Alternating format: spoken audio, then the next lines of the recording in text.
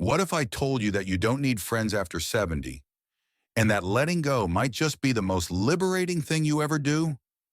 I know that sounds bold, maybe even a little sad, but stay with me because what you're about to hear might change the way you think about relationships, peace, and your own happiness forever.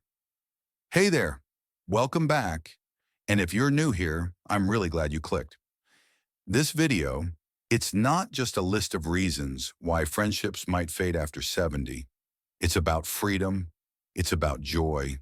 It's about you finally living for you. So here's what I ask. If anything in this video hits home, drop a comment down below and tell us why. Your story matters and I want to hear it. And if you haven't already, hit that subscribe button and turn on notifications because we've got a lot more of these heart-to-heart chats coming your way. All right, let's get into it. Number one, the silent pressure of friendship. Let me take you back to a woman named Margaret. Margaret turned 72 last spring. For most of her life, she was the glue that held her friend group together. She hosted the dinners, remembered birthdays, made the phone calls. But one day she sat in her garden with a cup of tea and asked herself something terrifying. Do I still enjoy any of this? The truth? She didn't. Not the small talk, not the obligation, not the drained feeling after every get-together. She realized she was maintaining connections not out of love, but out of habit. And that realization hit her like a lightning bolt. Because here's the first lesson. Friendship should never feel like a chore. When you're over 70, your time becomes more precious than ever. You're no longer building a network. You're not trying to prove anything. You're trying to live well. To live light number two, your peace is the priority now. Let's talk about mornings. Have you ever noticed how sacred a quiet morning feels as you get older? The stillness, the absence of noise, that calm that settles in your chest. Peace isn't a luxury anymore. It's the goal. And some friendships, they disturb that peace. Take Paul, 75. Every Thursday, he met up with a friend from his old work days. That friend, let's call him Jerry, loved to argue about politics, about life, about sports. And every Thursday, Paul came home feeling exhausted and angry. One day, he simply didn't go. He sat on his porch instead, with a book and his dog. And guess what? It was the best Thursday he'd had in years. When you hit 70 and beyond, your energy is a sacred currency. Spend it where it actually gives you returns. Enjoy, calm, and clarity. Number three, the myth of loneliness. Now let's address the elephant in the room. Isn't it lonely to not have many friends? It can be. But here's the twist. Being alone is not the same as being lonely. This is where we meet Susan, 69, recently widowed, 2 adult kids who live in other states. She used to fear the weekends the most. They felt empty until she started painting again. One canvas turned into a series. One series turned into an online shop. She didn't replace friends. She replaced loneliness with meaning. When you're doing things that feed your soul, gardening, hiking, painting, volunteering, you start realizing something profound. You don't need constant companionship. You need connection to yourself, to the moment, to what matters. Number four, quality over quantity. At this age, relationships are no longer about quantity. They're about depth. Maybe you have just one friend, or maybe none at all right now. That doesn't mean you're failing. That means you're filtering. You're no longer tolerating gossip or shallow conversation. You don't have time for relationships that feel like obligation rather than choice. A man named Walter once told me something beautiful. He said, "The best friendship I ever made was with myself at 74. He walks alone every morning, sometimes waves to neighbors, but mostly just enjoys his own company." If your relationships aren't adding to your peace, it's okay to let them fade. Your life isn't a popularity contest. It's a story, and you get to choose who stays in the chapters ahead. Number 5, letting go of guilt. One of the hardest parts, the guilt. What will they think if you stop calling? What if they feel hurt? Here's the truth. You are not responsible for managing other people's expectations, especially at the cost of your own well-being. There's a woman named Elaine. She's 80 now. She told me about her friend of 40 years who became negative, needy, and draining.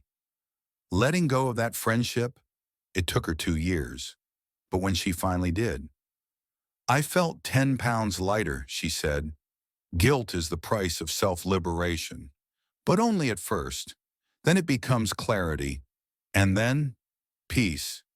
Number 6, reclaiming your time. Let's talk about what you gain when you stop forcing friendships. Time to rest without explaining yourself. Time to explore hobbies without interruption. Time to do nothing and enjoy it. Your 70s and beyond can be your most creative, reflective, and liberated years. But not if you're spending that energy trying to keep relationships alive that should have ended long ago. This is where your real life begins. Not the social life, but the soul life. Number 7, from should to want. It's time to remove the word should from your vocabulary. I should call them. I should go to that lunch. I should keep trying. You don't need to should yourself into exhaustion. Instead, ask, do I want to? That one question changes everything. When you replace should with want, your entire world becomes lighter. Number 8, when family replaces friendship. You know what's funny? Sometimes the best friends you have after 70 aren't friends at all. They're your grandkids, your daughter, a nephew you've grown closer to, a neighbor who brings soup when it rains. We often forget that relationships don't have to be labeled friendship to matter deeply. After a certain age, family, or the family you choose, often fills that space in a much more fulfilling way. Take Rosa, 77. She used to host big brunches for her friends every month.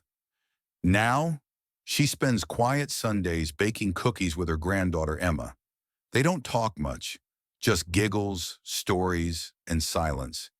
And yet, Rosa says, that child feels more like my best friend than anyone I knew in my 50s. So if your world is shrinking to just a few loved ones, that's not loneliness. That's clarity. And sometimes the softest relationships are the ones that matter the most. Number 9, the power of spiritual companionship. Here's something we don't talk about enough.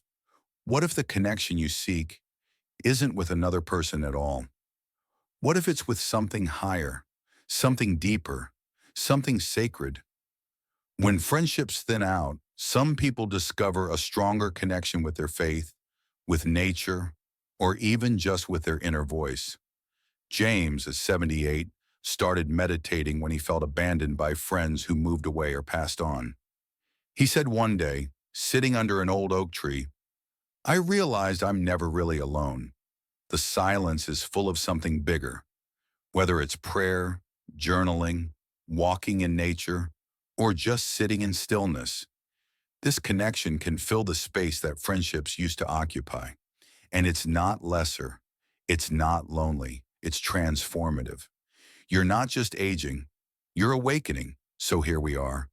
You made it to the end, and maybe you're feeling a little surprised, maybe even emotional, because for the first time, someone said it's okay. It's okay not to need friends after 70.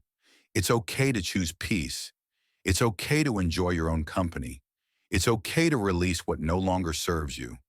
You are not broken. You're evolving. You're not isolated. You're intentional. You're not giving up. You're leveling up. So now I ask you, what part of this message spoke to you the most? Drop a comment below and share your story. What have you let go of? What have you gained? And if you found this video meaningful, please like it, subscribe, and share it with someone who might need this message today. It's never too late to find peace. It's never too late to start living for you. Thank you for being here. I'll see you in the next one.